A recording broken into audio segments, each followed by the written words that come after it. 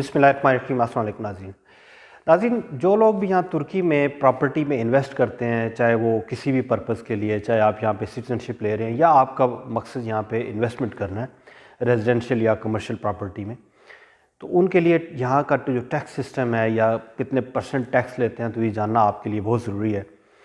और इसी सिलसिले में मैंने आज एक ब्रीफ वीडियो आपके लिए लेके आया हूँ। मैं यहाँ पे आज 5 तरह के प्रॉपर्टी टैक्स पे बात करूँगा। जो लोग भी यहाँ पे प्रॉपर्टी परचेज़ करने से लेके तो उसको आगे रेंट आउट करने या कमर्शियल यूज़ के लिए वो करते हैं, तो उनको ताकि अवेयरनेस आ जाए कि वो किस तरह से यहाँ पे टैक्स पे करेंगे।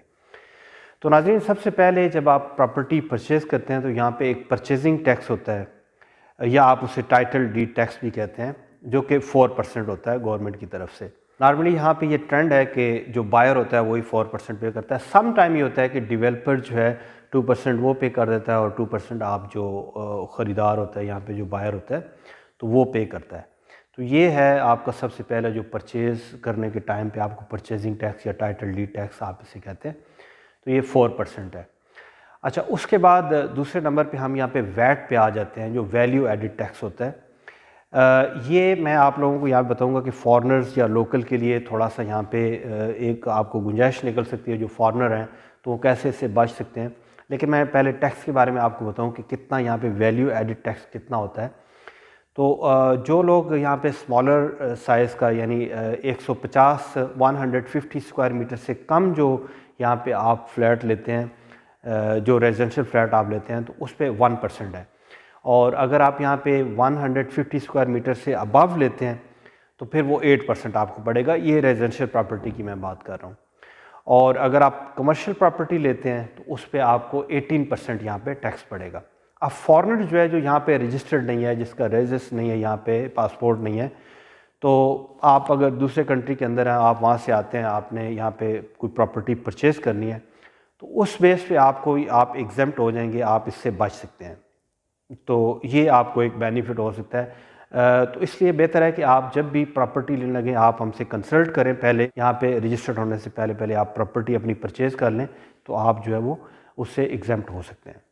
उसके बाद नाज़रीन, हम तीसरे नंबर पे आते हैं, जो आपका एनुअल टैक्स है या ओनरशिप टैक्स जिसे आप कहते हैं। जब आप प्रॉपर्टी यहाँ पे परचेज़ कर लेते हैं, चाहे वो किसी तरह की भी प्रॉपर्टी है, चाहे वो कमर्शियल है, रेजिडेंशियल है, फार्म है या दूसरा लैंड है, तो उस पे आपको कितना यहाँ पे टैक्स पे करना पड़ता है। तो नाज़रीन, जब आप यहाँ पे प्रॉपर्टी लेते हैं तो आम तौर पे जो बड़े सिटीज़ होते हैं उनके अंदर जो है वो टैक्स की रेशो ज़्यादा होती है और छोटे सिटीज़ के अंदर कम होती है। अगर आप यहाँ पे बड़े सिटी के अंदर लेते हैं तो इसका जो टैक्स होता है वो आपको जो कमर्शियल प्रॉपर्टी है वो तकरीबन 0.4% होता है।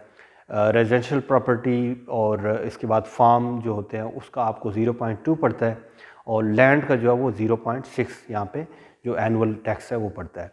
इसी तरह अगर आप छोटे सिटी को देखते हैं तो ये तकरीबन टैक्स जो है वो हाफ़ हो जाता है, यानी कि जो रेजिडेंशियल और फार्म पे आपको ये 0.1% हो जाता है, और कमर्शियल पे 0.2 हो जाता है, और लैंड पे 0.3% हो जाता है।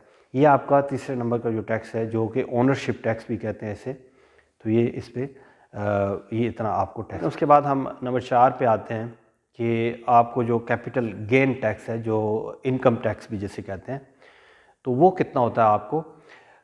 नॉर्मली आपको जो ईयरली पर ईयर आप अगर आपकी इनकम जो है वो 6600 लीरा से कम है, ये क्योंकि बदलता रहता है, तो इस वक्त मैं करंट सिचुएशन की बता रहा हूँ, हो सकता है कि क्योंकि लीरा का रेट के हिसाब से ऊपर नीचे होगा, तो मिनिमम जो है 6600 जो लीरा है पर ईयर, अगर आप रेजिडेंशियल प्रॉपर्टी है तो आप एग्जेम्प्टेड हैं इससे।